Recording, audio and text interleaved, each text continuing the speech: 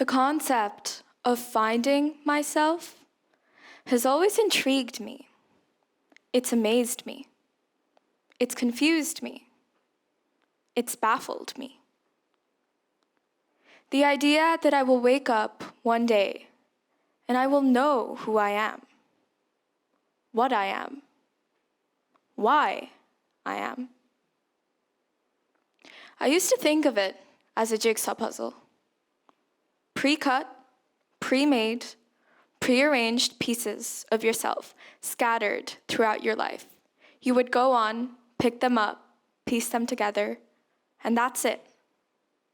That's who you are.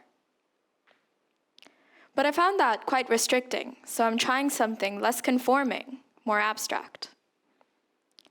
My journey begins in a sand-swept town near the capital of India. I was born into a beautiful heritage, community, culture.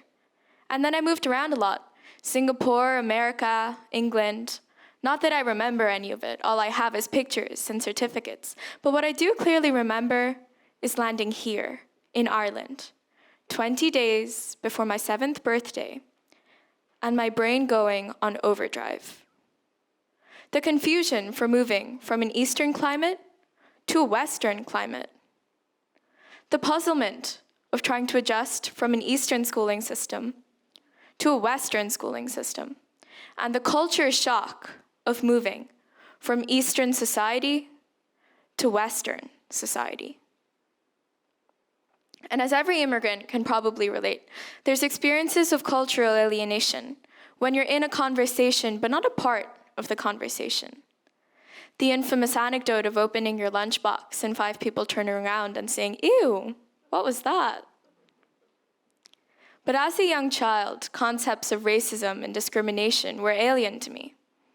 I was unfazed, unaffected, and it was through this passive mindset that I passed all of primary school and attempted to pass through secondary school. And then the pandemic hit. Again, my brain was on overdrive because of the multitude of time I had on my hands, mixed with my inevitable growing age.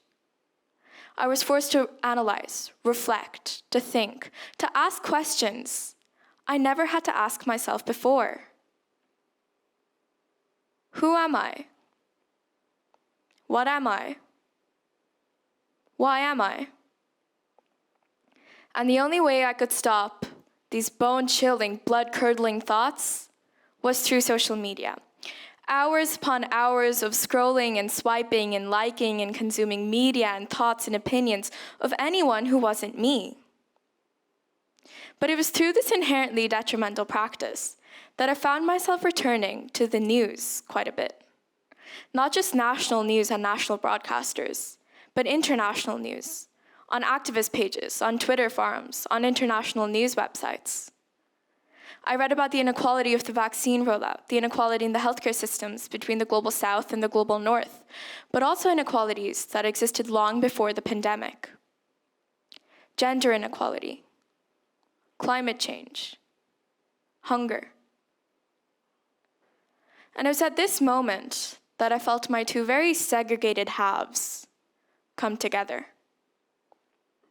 My culture, my community, my home, and my culture, my community, my home. I started viewing these inequalities not as national issues that affect one community and it's up to them to fix it, but as international issues that affect people, not just Irish people or just Indian people, people. And this perspective allowed me to ask more questions. We're connected through globalization, trade, politics. Why can't we be connected by the issues that we face as a society? Why, as citizens of an international community, are we so confined to our national identity?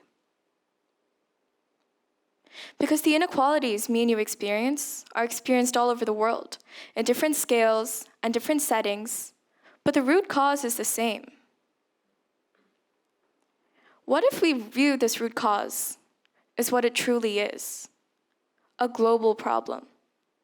then maybe we can find a global solution through taking global responsibility of finding it together. And the beauty of solutions born through collaboration is that they have no borders. They have the potential to change billions of lives.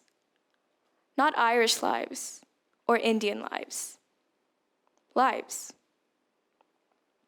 And so through this perspective, I got involved. I joined Corlin and Oak, a local youth government that focuses on youth representation. I joined Fridays for Future, a climate organization that campaigns for climate justice. And it was through these that I started learning more about myself.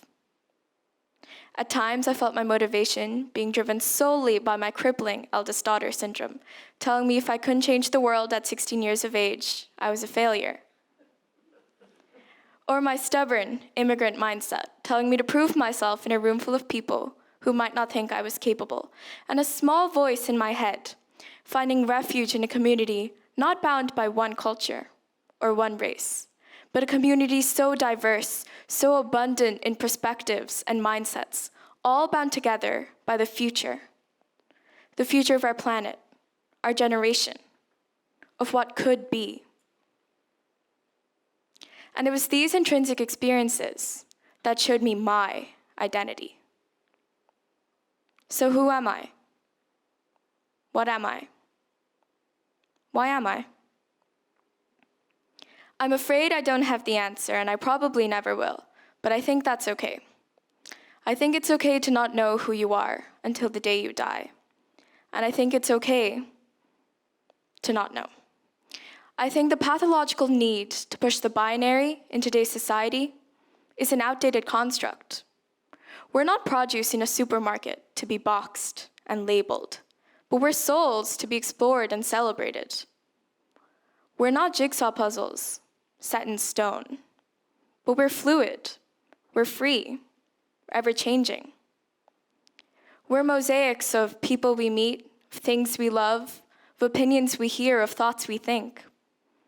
And if more people could embrace their mosaic, if more people could see the world through a kaleidoscope of perspectives, then maybe we will be one step closer to changing the world. Thank you.